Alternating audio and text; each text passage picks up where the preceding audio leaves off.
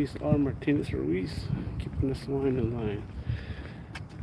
Alright guys, give me one. We got a good audio and visual. Appreciate it. Angel K. Back at you, Freddie. Appreciate it.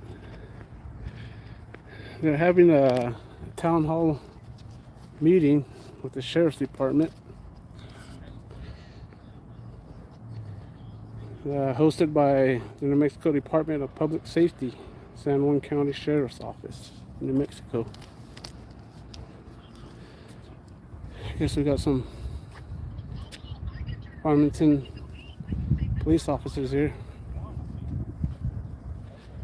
William L.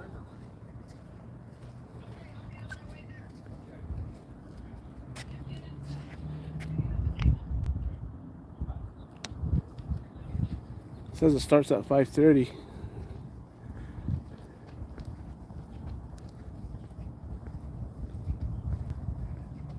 Any, oh man, press for transparency. Yeah, press. I didn't find out about this till the other day.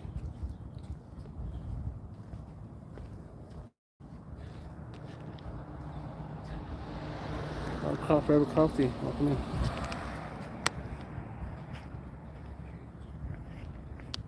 Joe G. How's the live, y'all? We got a good visual, good audio. George Davey. We got a 1 in the chat.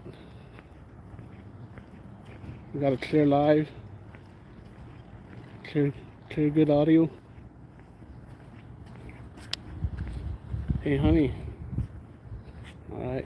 Appreciate that. Appreciate it. So we're gonna head in and see what the talk is about.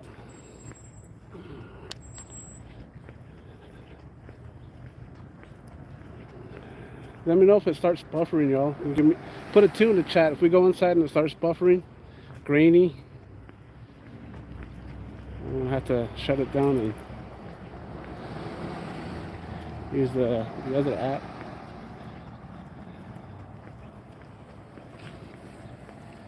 Appreciate you guys joining. Not a cop watch, but it's a meeting. Yeah, I had I guess a troll coming to my channel today.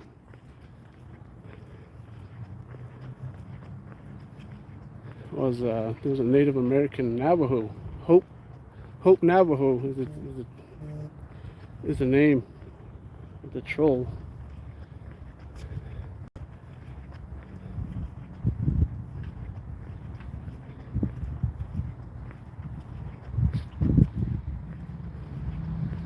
Telling me that I'm not real press, that I don't know the laws, that I should know the laws if I'm going to do cop watching, go into public buildings. I'm just a wannabe channel, a press channel is what. You guys go check out my last post. Go check out what Hope Navajo said. She's I think he or she or Shim, telling me I'm a wannabe press. Farmington, New Mexico Civic Center.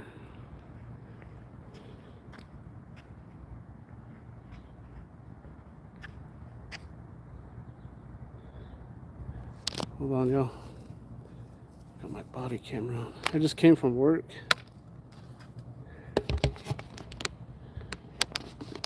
I'm just gonna stay here for an hour. It says 5:30, 7:30, but I'm gonna go do a side job also.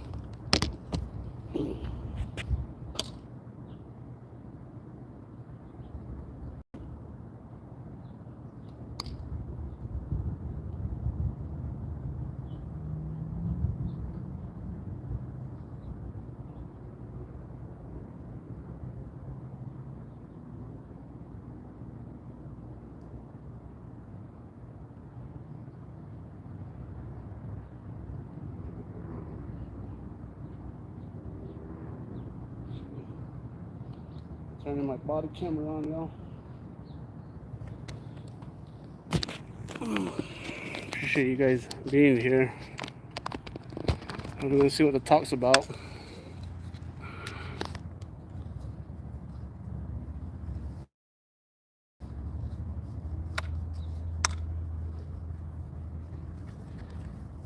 Yeah, I appreciate the support, Freddie. Yeah, so town hall meeting, Farmington, New Mexico Civic Center, hosted by the New Mexico Department of Public Safety, San Juan County Sheriff's Office, New Mexico. All right, y'all, go head on in. These guys usually give me the stare. Got my body camera on.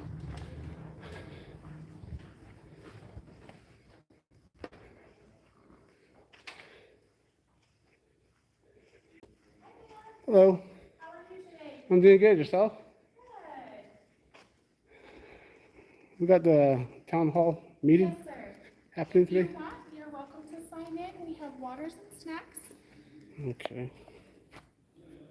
Is this what's This is just about the notice of filming and photography. We do have filming and photography. okay? You guys it's all right to film in there, right? Yes. Okay. So you guys understand the First Amendment, pretty much. Yes. Appreciate that. That's what I'm about. I'm impressed.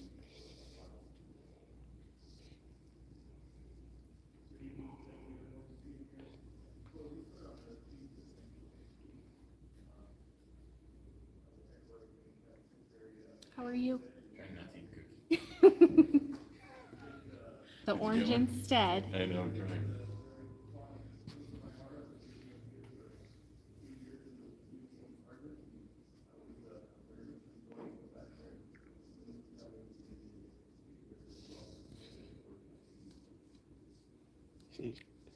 Law release notice of filming and photography. By entering this event, you are entering an area where photography, audio, and video recording may occur. Your entry and presence at this event constitutes your consent to be photographed, filmed, and or otherwise recorded and to release, publication, How or are you guys? reproduction of any and all recorded media of your appearance, Are you voice, here for the town hall? and name for any purpose whatsoever, and There is priority, signage including here.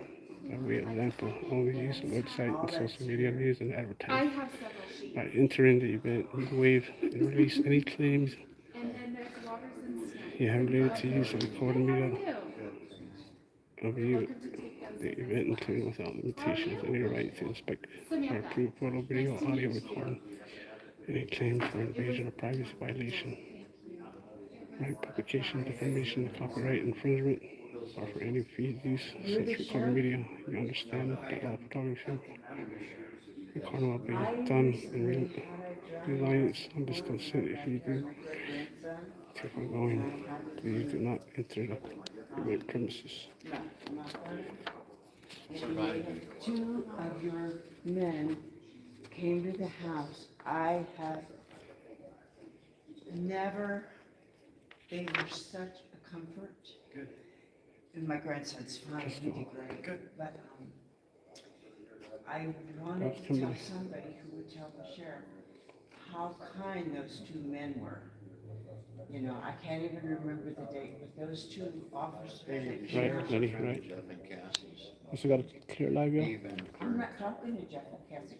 I'm talking to this gentleman. You said you wanted to talk to the sheriff. But I just, I will pass it along. Thank you thank so much for you. that. I'd appreciate I'm that. glad you're- Doing, So we got some I'm good, glad your grandson is grandson's doing good. good. He's doing, That's he's good fine. public service, the way the Help ladies yourself. addressing. Sure. Water until you can. Yeah. Thanks. How you doing, Burns? Still got a clear live, y'all? How are you? Hoping that the last couple more months Gears, transparency. Thank you, Chris. still be around and there for me, and especially the community. This has been a wonderful community. It's been an honor to serve, and I want to continue to serve. So I'm here also if there's any questions, concerns that come up, just please keep in mind that if it's an active case, a lot of times there's not much discussion once it's in the courtroom on the court side that we can really talk about, but I can also always answer general questions. So thank you for being here, and I appreciate the opportunity to be here. Thanks, good evening. My name is Pat Allen. I'm the Secretary of the State Department of Health. Glad to be here, have the opportunity to listen, particularly Looking forward to talking about issues or sharing information related to mental health and addiction services and treatment issues and those kinds of things. And I look forward to the conversation. Thank you. Thank you, panel. Encouraging as the panel is introducing themselves, having toured many other cities in our state in the last couple of weeks. Not only the depth, but the robustness of the relationship that exists between the state, county, electeds, law enforcement, public service folks that work up here. And listening to your district attorney talk about 16 years of plenary service, listening to Chief Hebe talk about 10 years of being a chief, and then the ongoing and lengthy relations that had with the other elected officials, including the sheriff and the mayor.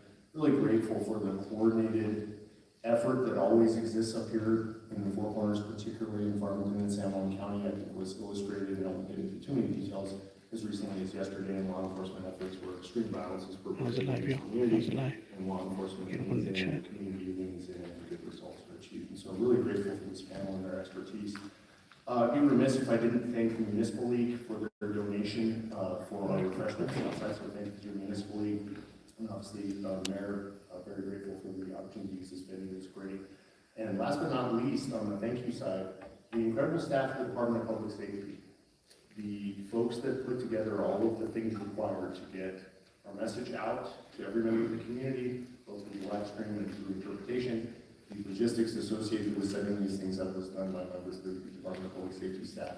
Thank you very much for your hard work. Excellent job.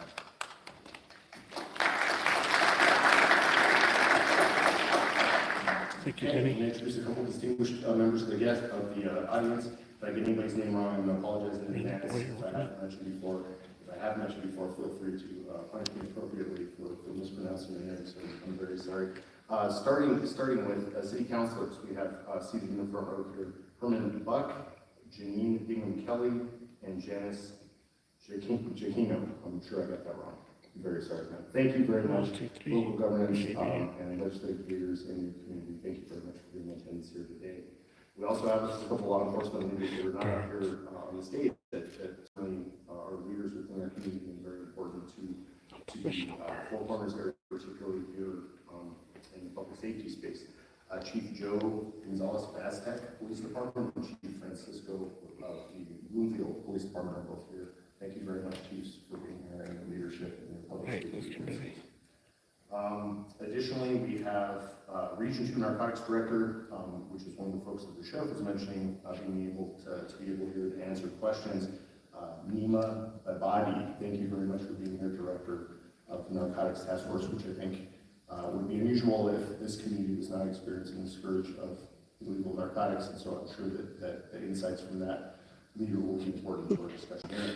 Also joining us is Farmington Municipal Judge Bill Lease. Thank you, Judge Lease, for being here as well. County Commissioners. Just a judge, thank you very much for being here.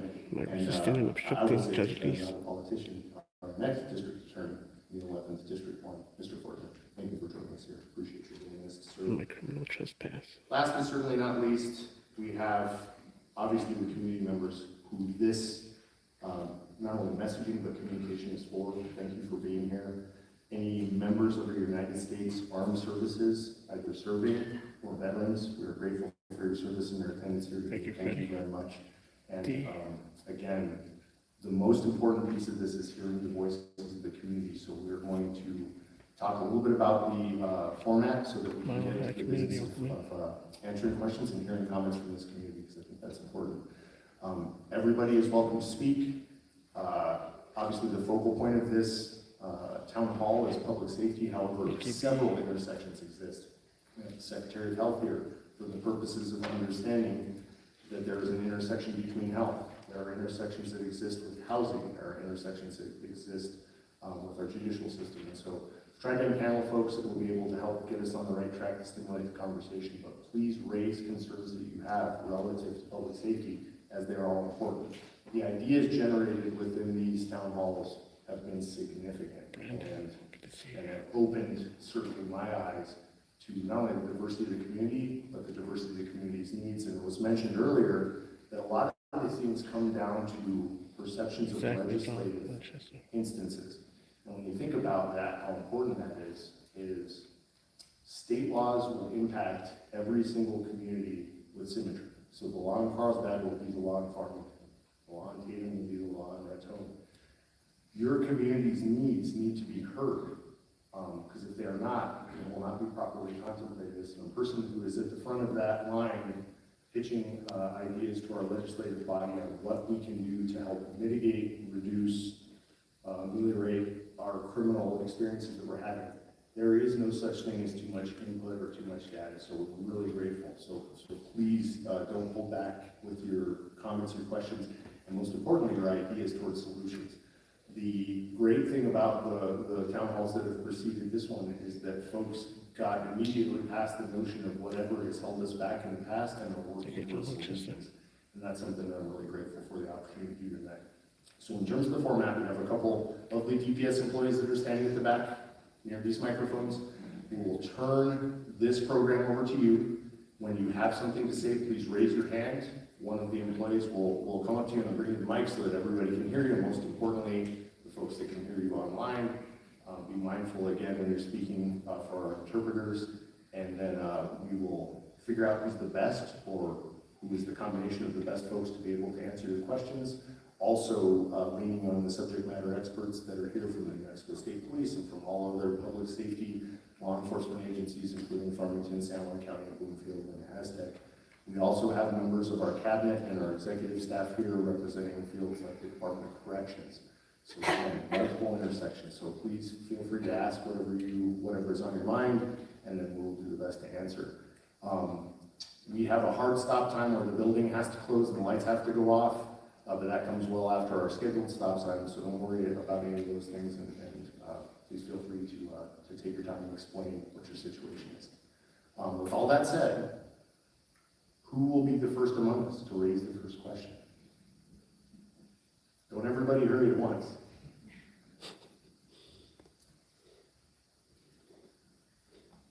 All right, Farmington, where do we want to start? We want to start with some of the legislative proposals that were proposed in an emergency special session called by the governor relating to public safety.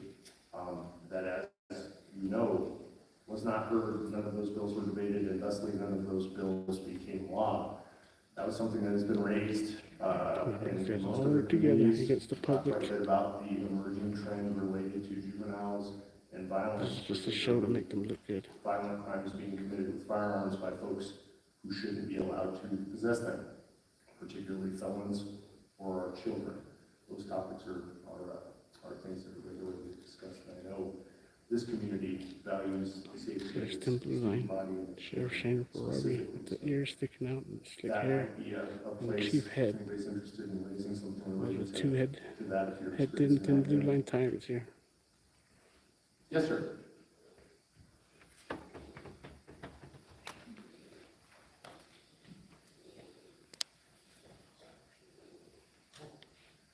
I know when somebody goes first, somebody else is willing to go second, so I'll be first. But I don't think any of you can answer this. Based on what you just said, we're not teaching our young people how to handle conflict. And conflict leads to crimes of various natures.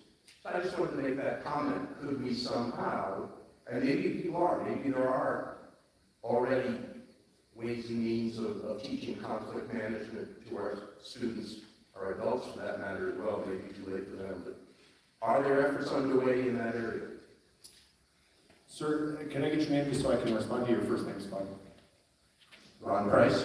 Ron, thank you very much for your question, sir. And I think he raises an important one. I'll give some of the other panelists an opportunity to respond because I think there's a bunch of different perspectives here. I know that we have police officers in our schools. I am raising two young boys of my own. I live in Albuquerque. I'm going to give you a couple of interesting stats that I think can not only back up what Mr. Price has said. You happen to have one here. You have a juvenile detention center in this community and have had one. They are becoming further and fewer between within the state of New Mexico. And the reason why I mention that is because in addition to not managing how to handle conflict and how it escalates, there also seems to be an absence of immediacy of accountability for our young folks that I'm experiencing with regularity. I'm gonna let you know a couple things that are important to understand from a global perspective. And one of them is that of the 50 people incarcerated in the youth detention center in Bernalillo County, so your equivalent of your detention center here, 60% of them were incarcerated for first-degree murder committed with a firearm. And that is a sobering statistic and is troubling to say the least. A year ago, last month, I experienced a shooting incident at my son's football practice perpetrated by a 13-year-old an arm's length away from my 12-year-old son. I've been a police officer for 28 years, and when something surprises me, it's significant. That surprised me. What I noticed, and I will tell you just candidly, because I think it's important in these discussions that we're forthright, an absence of willingness to do anything but shoot in that shooting incident that I witnessed. And what I mean by that is there was no physical altercation, there was no verbal altercation, there was a negotiated time and place that appeared used by a digital device because of how far away they approached each other from, and immediately went to shoot. And so I'm experiencing visually and by proxy the exact things you're talking about. Is there were none of the other normative processes that go into conflict, and more particularly to the question, its resolution. So the evidence in my world I'm seeing is everywhere that the youth are prone to instantaneous hyper-violence in a way that I've never seen during my career. I'm gonna let some of the other panelists weigh in on some of their experiences, and then in the talk we'll circle back to the notion of what is being done about that, what can be done about that, and what this community's ideas are relative to that, because I think they're very important. And I have a couple ideas. Who would like to weigh in on this from the panel?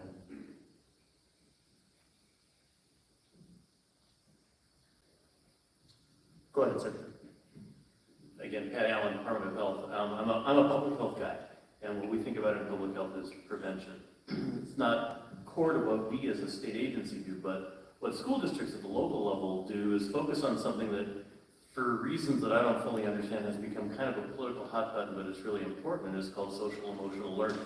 It's the idea of starting with kids at the very youngest ages to understand and recognize what their feelings are, to be able to know that they're angry and call it that, and be able to understand and learn from the very earliest grades and ages how to respond appropriately to those feelings. And there's a whole developed curriculum that goes with that, work that gets done at the school level. And what the governor has done is worked even earlier to significantly expand free access to high quality preschool, so that that kind of work with kids about those kinds of topics can start as early as possible. And I think while it's the sort of thing that, it is going to take time to be able to show benefit, those are the kinds of prevention investments that we need to be able to make to teach kids how to recognize those feelings and be able to appropriately channel them and respond to them, and not go straight from zero to gunfire as Ben was just talking about. Anyone else from the panel want to weigh in? So thank you, Secretary Allen. I think that's really important, because one of the things that occurred to me is there's two poles to this, right? There's and we need to be doing both. There's the prevention aspect, so all of the effort needs to be piled into what can we do to change the vector that we are currently on, and then there's the realistic, and I mean the real, honest, forward-facing truth of where we find ourselves today. And for most people in this audience, they can reflect on what that looks like relative to when they were the same age, and how it doesn't look anything like what they experienced. We were down in Las Cruces 2 weeks ago, first day of school, 2 guns found in their school. The law enforcement agency there, Chief Story, is doing a very proactive job in their school district, combing proactively social media. And the reason why that's important is because many of our young people are forecasting and then broadcasting their possession of firearms inside places like the school. We had 15 firearms located in Albuquerque public schools during the last school year. And when I think about schools and guns intersecting, sometimes my brain goes to backpacks or gun racks, way back in the day, trunks, things like that. That is not what we're experiencing. These are guns in waistbands in proximity to the teacher and other students. And I say that, again, not to do anything other than be honest and sobering with the truth of what we're facing, is that there is a cultural change that has undertaken from the time I was a child and when we were a child to what we are experiencing now, and it is impacting every one of our communities. Artesia, New Mexico, a 14-year-old shot and killed a person in that community. we are having to contemplate on the state level laws, and I can't even imagine what DA Tidrow has to deal with in his world. What do you do when the criminal offender is not contemplated under the construct of the law because of their extreme young age, right, on the accountability side?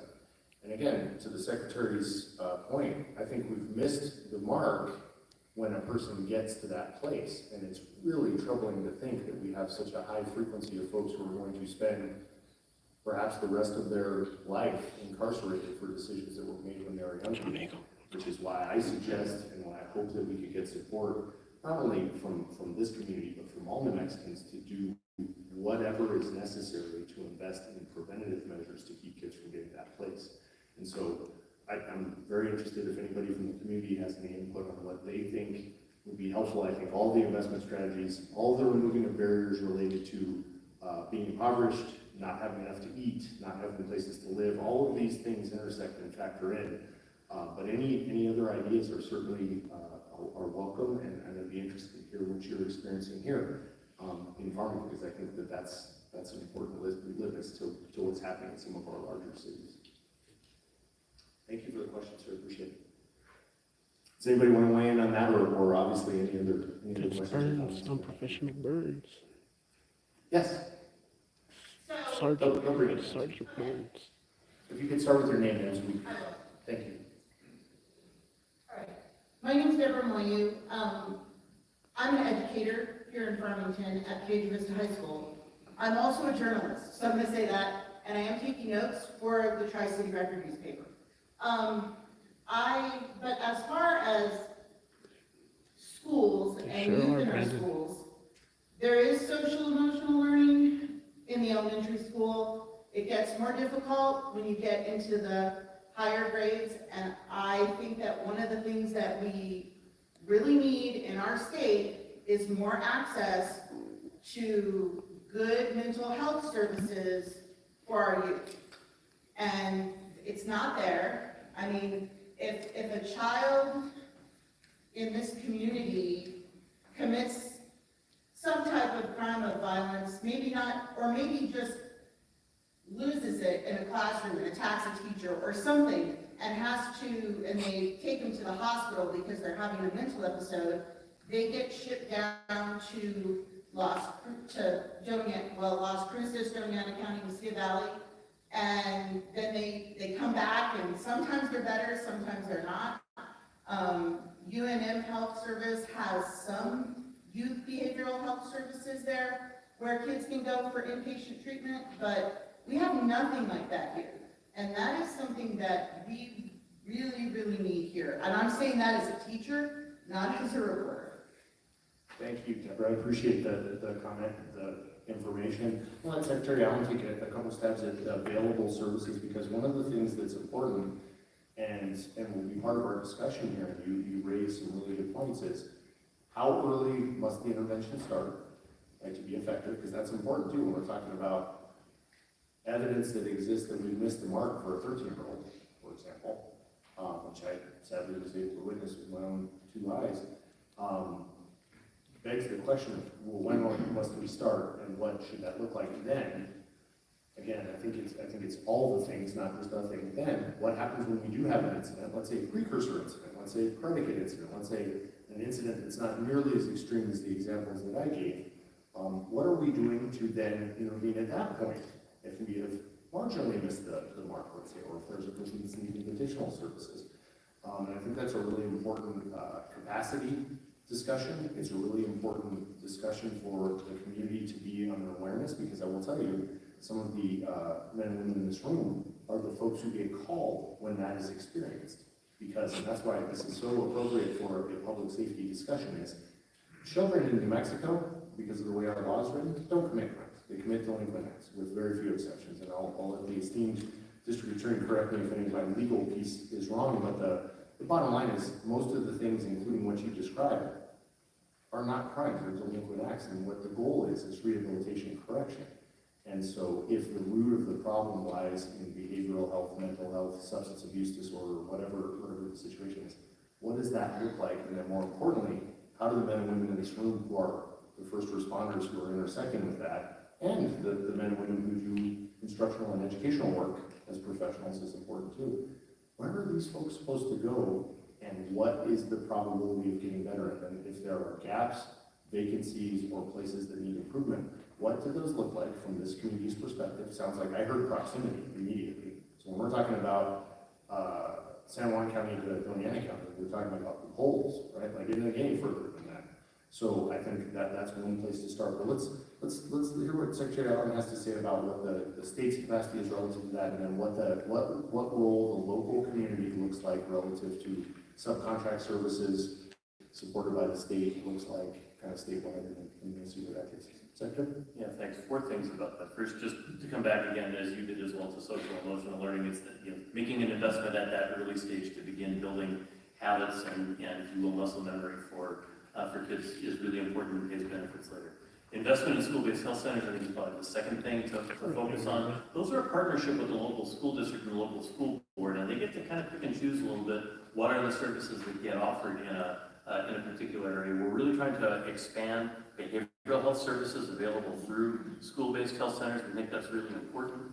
But that gets to kind of the third issue, which is we do have, like every other state does, I don't want to argue that New Mexico is different, but every state has a challenge with enough providers.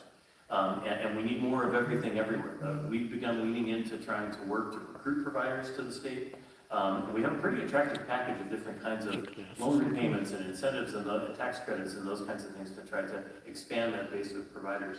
And then in terms of facility level of care, you're exactly right. I think there are challenges in providing residential treatment for kids. And a big piece of that is the acuity, how sick kids are. Has gone off the charts over the last few years. This is something that predated the pandemic. I don't think we can let ourselves off the hook to say, well, the pandemic created all this. We were seeing these elevations in acuity starting well before that. I don't think we have a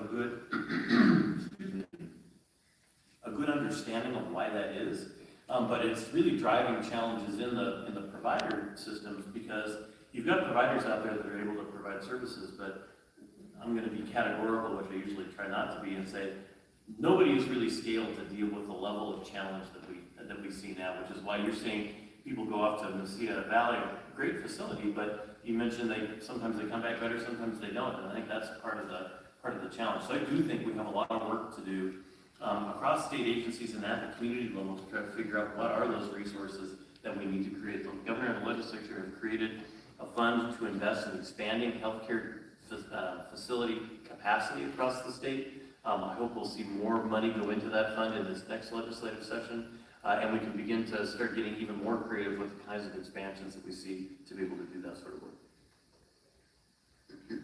Thank you, Secretary. Anybody on the panel want to add to what the Secretary said relative to their experiences? No.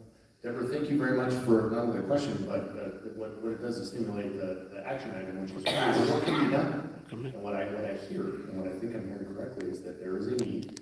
There are escalators, in this case proximity, among other things, but there are also capacity issues. So what is needed is support from this community in New Mexico relative to efforts to expand and fund those programs. There's also a piece to this, and we talked about public safety intersects with these other places. And I learned in my travels throughout our state, the willingness of the community to bring on folks who will provide those services, to accommodate their requests relative to business work and community welcoming, housing, all of the things that come with trying to open up a place that will do things that the community needs, don't just apply to other industries, they apply to all of them uniformly, and this one particularly. And I think that's an important piece for this community to take away, and that I have certainly learned in my discussions with other communities, is making sure that your community is as fertile and as willing to invest in that piece, so that they are able to focus their efforts towards rehabilitation, correction, wellness, and availability, which is really important. And I think there is a proximity issue to that. If you don't have access to the treatment, the likelihood of getting it decreases. And that's a really important metric to understand, so that the stakes of that are pretty high, because the alternative is 100%. sheriff, the chief, the men and women of law enforcement, and the men and women of corrections in this room. They do have the infrastructure, do have the facilities, do have the things.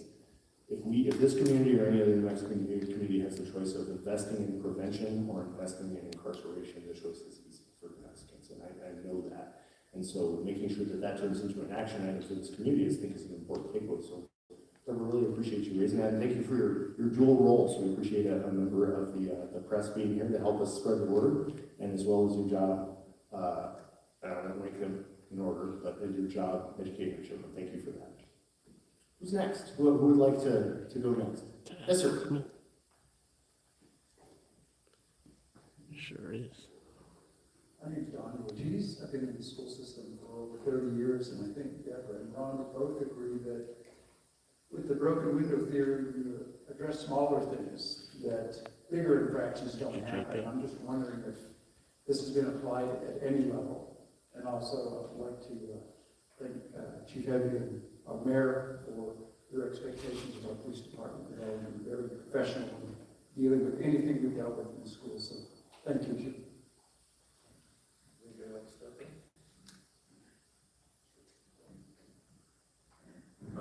Before I get to your question, if you don't mind me answering that, there's a lot of law enforcement in the room. I mean, I'm the secretary for the Department of Public Safety. I feel like I'm doing my job to thank you for what you guys do each and every day. I know thank you was very said at the very beginning. I just want all of you to understand and know that we do our best to advocate for you for the things that you need across the state of New Mexico, whether that be through legislation, through the Law Enforcement Academy, through our new Law Enforcement Certification Board and the Establishment Training Council. And often law enforcement in uniform always is the one that's thought of first, but I also recognize and thank our professional staff that supports law enforcement, all of our dispatchers and communicators across the state of New Mexico. And so if you ever need something from us from DPS, we'll be glad to lean in for that. Please let us know what it is that you need. And that's just my shameless plug real quick, sir. Thank you for your patience before I got to your question there. I think one of the things that's really important for us as law enforcement as a whole always is to try to get back to a place where we can address issues within the community that really address quality of life. Currently, within law enforcement, I think most communities are suffering from this, where we are taking priority calls for service and going from call to call to call. And law enforcement officers don't really have the opportunity as much as they used to be able to really kind of dig in and address the quality of life issues. What's important to that particular neighborhood? What's important to that particular youth that we come into contact with? And so forth, was those lower level issues that you're talking about.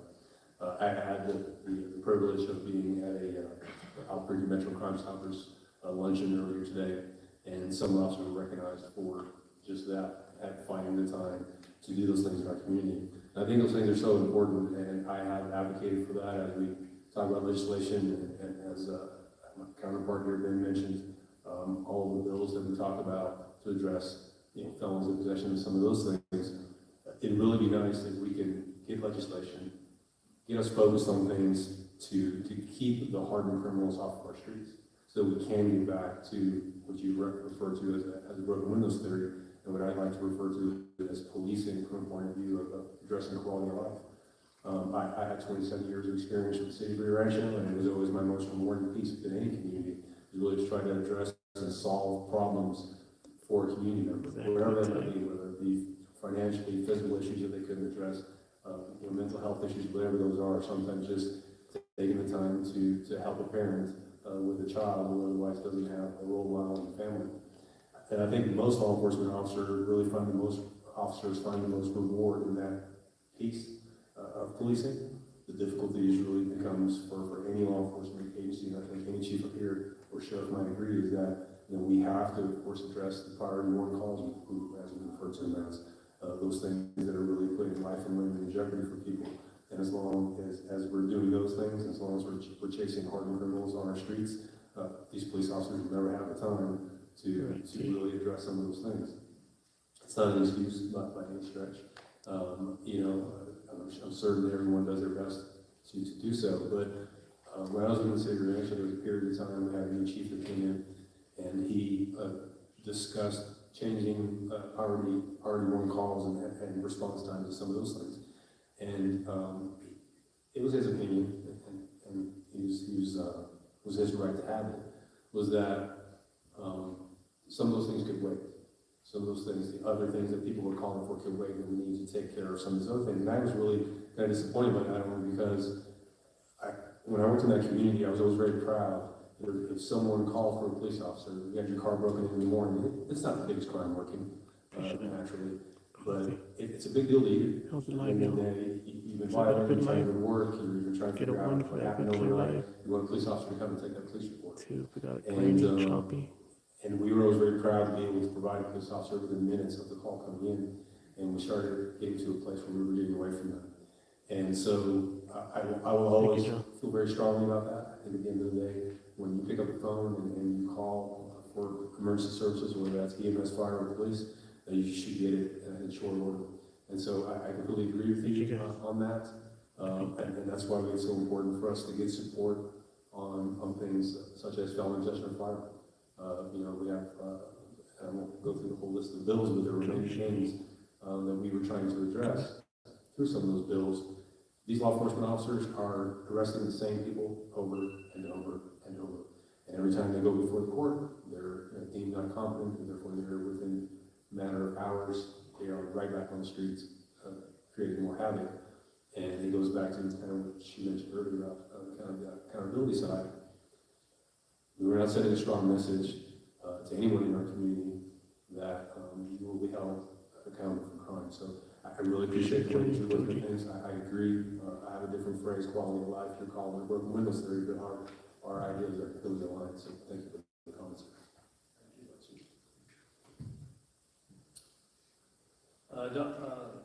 Don, correct? So thank you for the comment. I'll say a couple of things about broken windows. So I think that law enforcement, much like society, right? We have a pendulum. Kind of swings back and forth from time to time. We've seen a lot of that in the last few years. So when I started law enforcement, you know, broken windows was very was what was taught, what was the way of doing business kind of at the time. And for those of y'all that don't know, so broken windows, like the very brief synopsis, right, is the idea, and Don mentioned a little bit, but that if you take care of the little problems and you address the little things, and you have low tolerance, zero tolerance, or of the smaller issues, and a lot of the bigger issues never happen.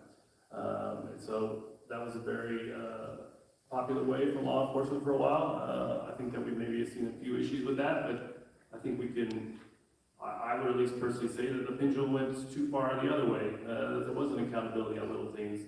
And so one of the things that's really been an emphasis for me and for the state police continually, but especially a focus since I've taken over, is an example, is traffic enforcement, right? A foundational piece of public safety is visible traffic enforcement. Accountability. Not just from the standpoint of, you know, safety on the roadways, but also people need to see or want to see individuals that are breaking the law, that they want to see that there's some semblance of order, you know, on their morning commutes, on their, whatever the case may be. You know, if somebody is driving recklessly, if somebody is, whatever the case may be, somebody's driving drunk, they want to see some repercussions happening. When that doesn't happen, you see the negative results.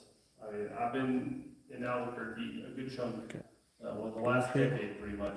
The surrounding towns, they all work in that together area, for San Juan County. There's good chunks of that city that people know that there's no traffic enforcement. They don't expect to see a cop, they never see a cop. So what happens? Like the driving gets worse and worse, and the next thing you know, we have all these other issues. And so luckily, I think that the pendulum is swinging back to more, maybe a smarter version now, a more focused version of broken windows. But you know, we see that every day. That, you know, the little things, taking care of the little things, means a lot of times we don't have to take care of the big things, because the big problems never happen because the little problems were addressed. And that prevented the big problems from ever occurring. So, thank you. Go ahead. So, I think. Town hall meeting. But I think throughout my career, we've seen the public tolerance for crime, you know. Hosted by the New Mexico Department of Public Safety. What I've always said is the better the police do their job, the less the public knows what we do. So in the 1990s, I mean, we had Bill and Hillary Clinton talking about wilding in Listen to this New York idiot. City, and there was a palpable fear among the American public. And I was a line level officer, This is and cheap. there was a That's lot not 5 feet of on the encouragement 5 or for the 6 times. police. Ignorant. And people wanted the police in their neighborhoods, and they wanted us being aggressive and making arrests. And that really changed as police were more successful and fears of violent crime in particular declined. More scrutiny turned in the late 2000s to the police and how we did business. And we wound up moving away from the broken windows theory and started to catch phrases like mass incarceration, which there's an element of truth to that. So part of broken windows was making arrests and holding people accountable at lower levels. What we didn't, and you still hear it today. I mean, so in some ways we've made no progress in 33 years, which can be depressing to say. But we have the same problems affecting the people who are committing those lower level crimes. It's a lot of drug abuse. It's a lot of alcohol abuse. It's a lot of mental problems. And we sit here tonight and we start talking about them, and we're certainly not better. In many ways, we are significantly worse than we were in the 1990s of being able to deliver those services. So I am for strict accountability. I would like to see more arrests for minor offenses, but I don't want them just going to jail and sitting there, and then they get back out, and there's been no progress because the underlying issues were never addressed. It's the drug abuse, it's the alcohol abuse, it's the mental problems. The other part of the last several years in the mass incarceration discussion, Farmington police and that goes drinking on the with job. something I think we'll talk more about as the night goes on, is we lost our belief and our understanding that there actually is true evil Use an enhancement in treatment. society, and that some people absolutely belong to be Steroids. belong in jail, and they should be there for a long, long time. They are not fit to function in society safely, and we've lost that. So I am very much for some of the programs that we are exploring as a state, young adult court and drug court and mental health court. I'm all for those. Seducing females. As ways to get to the foundational levels Or of some of the sexual small favors. crimes that we see, more to the broken windows theory. But I am much more for this guy that stepped out of a car and fired 50 rounds at a state police officer in our community 2 days ago should be sitting in jail for the longest of times. And I know that won't be necessarily the most politically correct thing, but he should not see the light of day for many, many months. And the fact that he could have killed a police officer, so we got on HB4 a number of years ago, and I know you all heard it too. HB4 is the holding bad cops accountable. And we got on that, and we were really championing that. And here we are, 4 years later. Recruiting police officers is a difficult business. In Mexico. We now are much worse than we were 4 years ago as a state in having police officers to deploy. But we somehow are still fumbling around when somebody steps out of a car and fires 50 rounds at a cop. That guy should be in jail, and a long time, and we'll see it. When we had a police officer shot here in Farmington just a few short years ago, he was point blank range with a prisoner who escaped from Colorado. So he's a felon. He's escaped jail. He comes down to Farmington. He's involved in a DUI incident and flees. Our officers respond in the middle of the night when everybody else is in bed. There he is standing there talking to this guy. He doesn't really know who he is yet. And as he's talking, it's clear to the suspect he's not going to be allowed to leave. And he pulls out a gun and shoots the officer. The officer shrinks back and throws up his elbow. The bullet hits him in the elbow instead of the head. He lives. When we go to sentencing and we go to trial decisions, he got 10 years to serve, so about 85% of that under the federal system, for being a felon in possession. The open discussion was he was maybe facing 13 or 14 years for shooting a police officer in the state, and he'd do about half of that and be out in less time than he was going to do with the state. So there's really concrete things that we should be doing. One, to send a message to the men and women that are going out and doing the job and the dangers they face. And the fact that we're having increasing difficulties filling our ranks should be a message to us that we need to be there for them. But then just two, there are all sorts of things that we should be doing to help people on the lower levels, the kind of the broken window theory, but with help. But on the upper levels, we really need to be holding people far more accountable for some of the head things out. that we see. Thank you. Gotta do a second job. Very good. Thank you, Don, for the comment, the question. A couple things that are important I researched while we were listening to our panel of chiefs and secretary, all of which I agree with and I think are wise, not only experiences, but also words. So recruitment and retention, very difficult in this profession, right? So the state of New Mexico and your legislature funded millions of dollars, which we distribute to every law enforcement agency seated in this room, and all these leaders up on the stage and see the usher in the audience. The law enforcement folks are doing what they can do. And I had a debate recently with Have a good day, man. many of which were unwilling to hear the governor's Yeah, talking about themselves like they're heroes. 2022, they killed a guy that made national news. They killed a guy in his front doorway. He had a gun in his hand and everything, but you know, these guys are murderers.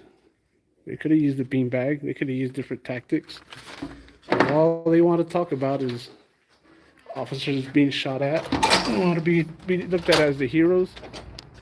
Bunch of BS here in San Juan County. The county is San Juan County, Bloomfield, Aztec, and New Mexico. That's all these guys do is cheerlead each other. They're not concerned about the public. Look at my videos. They don't know the First Amendment. They throw me in jail just for filming them, violating my civil rights.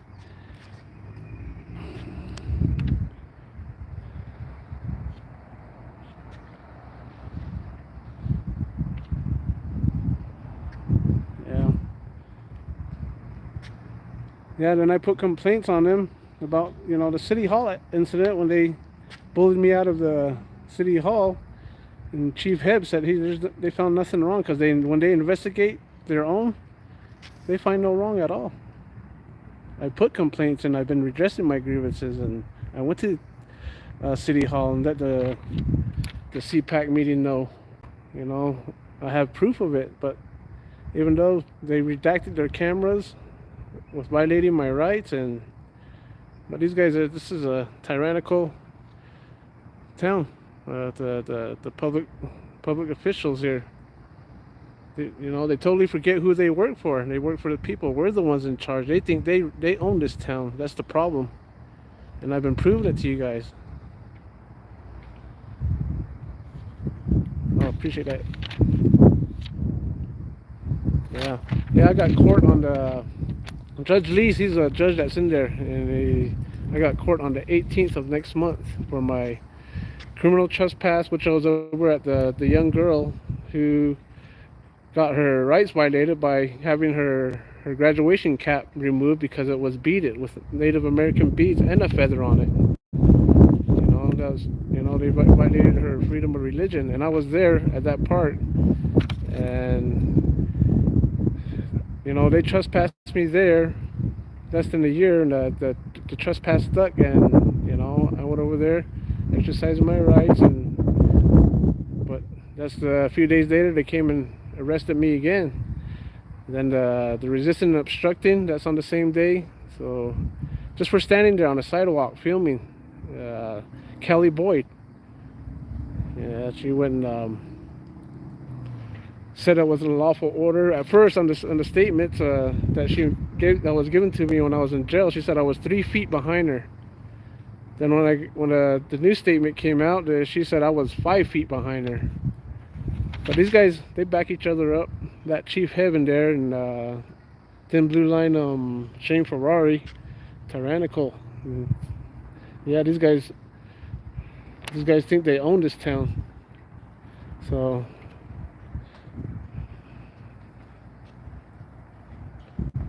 Right, Deb Anderson. That's what they had. The AIM movement was here. The Indian American movement. They were here, and that's what I was a part of. But they didn't arrest me that day because they didn't want to arrest me in front of everybody that was there supporting the young girl. So they waited 2 days later. Then they came and arrested me for criminal trespass. So, but yeah, and if Hope Navajo's watching, she's telling me I'm a wannabe press, and she doesn't understand how much work it takes to put in work doing this. I'm risking it myself, going out in the streets and going to public buildings, and she wants to say that I have to, better for me to know the laws, which the police officers, the public service are supposed to know all this, not to be violating our rights. But I work, I do side jobs, I coach, and I help my family out. I do a lot. They don't understand. I don't have the time to sit there and, take courses on the law. That's the reason why we do this, to make sure that these guys are transparent and accountable on the law. But I appreciate you guys joining. I got to get to my next side job. NH Mountain Girl, Mile High Community, loves Kimberly. Appreciate you guys joining. You guys are the true supporters that, you guys make this channel. Press for Transparency. RF was killing us softly. Deb Anderson, Cape Cod, J Bait, D. Keep supporting. I appreciate it. I know they hate it. They didn't like me when I was in there. They don't like it when I'm around at all. So, a bunch of tyrants in there, including elected Sheriff Shane Ferrari and Chief Heb. Yeah, and they got acquitted from killing the guy.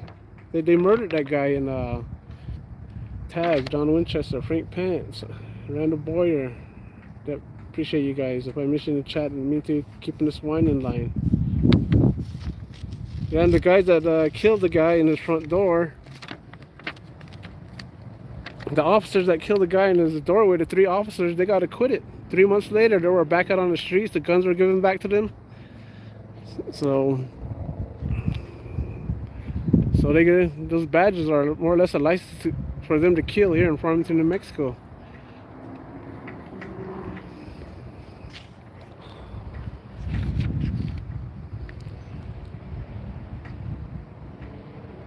Northwood, welcome in.